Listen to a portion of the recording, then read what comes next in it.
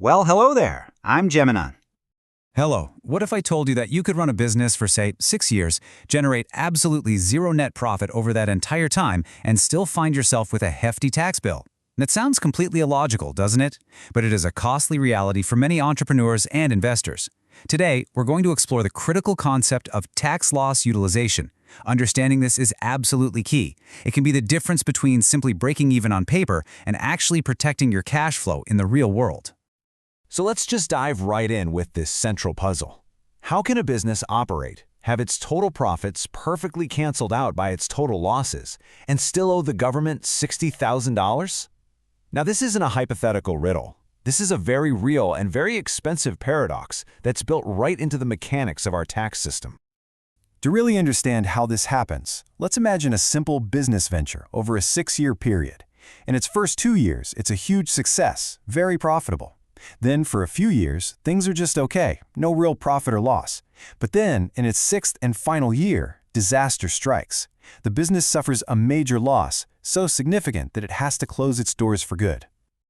Okay, let's do the math on this venture's entire life. The profits from those fantastic first 2 years totaled $150,000. And that catastrophic loss in the final year? It was also exactly $150,000. So you can see, the net result over the full 6 years is a perfect zero. The business, from start to finish, broke even. And yet, here it is. Despite that zero net profit, the owner is on the hook for a $60,000 tax bill. This is what we call the after-tax cost of breaking even. How is this even possible? The entire answer hinges on a single, powerful concept in tax: timing. You see, the problem arises because of very specific rules about how you can use losses. That big loss from year 6, the rules say you can carry it back to offset income you earned in previous years. But you can only go back 3 years. That means you can apply it to years 5, 4, and 3, all years where this business had no profit to offset.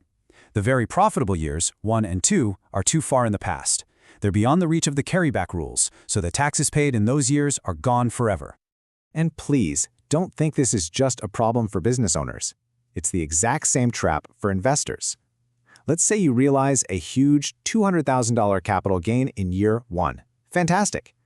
But then in year 5, you suffer an equally large capital loss. You cannot use that year 5 loss to go back and get a refund on the taxes you paid for that year 1 gain. Why? Same reason. You're outside that 3-year carryback window. That loss has effectively lost a huge amount of its potential value. So all of this leads us to what is arguably the most critical decision you'll make at the outset of any venture. Your ability to efficiently use a potential loss isn't something you can easily fix down the road. It is fundamentally determined by the legal structure you choose on day 1. This is, for tax planning purposes, your first and most important choice. So, let's look at the 2 most basic structures. On one hand, you have an individual operating as a proprietorship. On the other, you have that same individual owning shares in a corporation they've created. The business idea might be identical, the investment the same, but from a tax perspective, especially regarding losses, these are 2 completely different worlds. Here is the crucial distinction. With a proprietorship, there is no legal separation between the owner and the business. You are the business.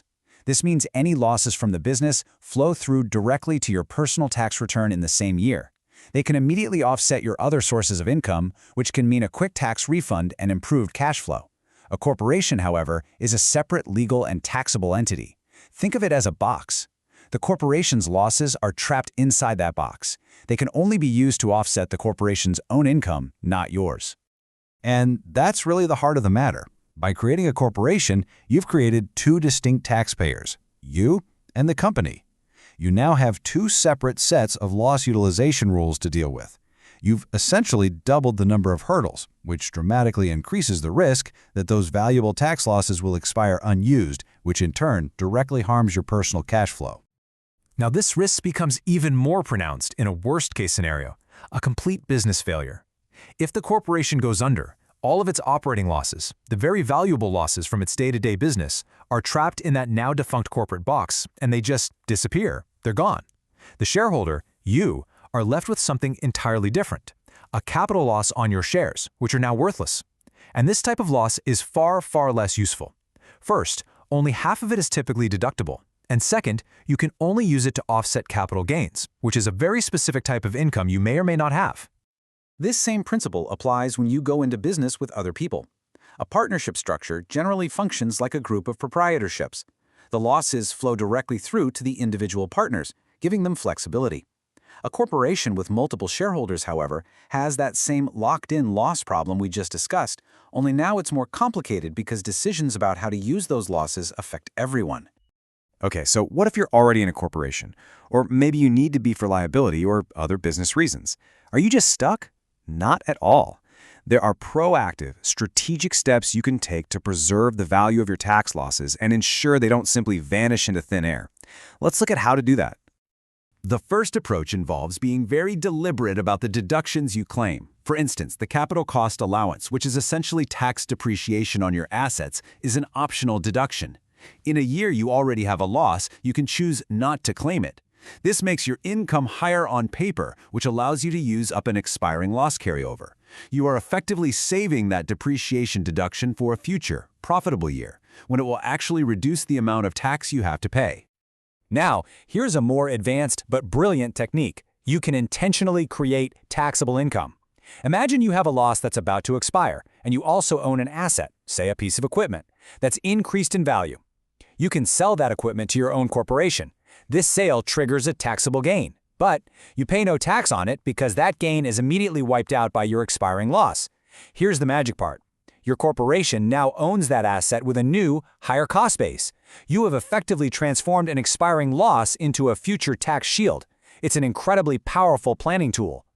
This strategy can be a real lifeline for companies facing financial difficulties. A business can take an asset that has gone up in value, like its building, sell it to generate a lump sum of cash, and then lease it back so they can continue to use it. This single transaction can generate immediate cash, create a gain to absorb expiring tax losses, and allow the business to continue its operations without interruption. So finally, I want to encourage you to completely reframe how you think about losses. A tax loss carryover isn't just a reminder of a past failure. It should be viewed as a valuable asset, a strategic tool that should fundamentally alter how you make future investment decisions.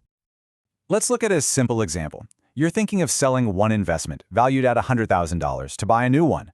Without any loss carryovers, selling that asset might trigger a tax bill of, let's say, $22,500. That leaves you with only $77,500 to put into your next investment. But if you have a capital loss carryover, you can use it to make that sale completely tax-free. Your tax bill is zero. You now have the full $100,000 to reinvest. That is a massive difference. And this is what changes your entire investment calculus. When you can pivot from one investment to another completely tax-free, the new opportunity doesn't have to be a home run. Even an investment that's only marginally better becomes an intelligent move. Why?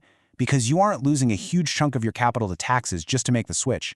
It allows you to be far more agile and efficient in managing your portfolio. So I'll leave you with this final question to consider. Look at your own ventures, your own investments. Are they structured just to capitalize on the upside? Or have you also planned from the very beginning to maximize the value of the downside? True strategic planning isn't just about preparing for success. It's about preparing for failure too, and ensuring that no matter what happens, you are maximizing your after-tax position. It's about understanding that in the complex world of taxation, even a loss can be an incredibly valuable asset.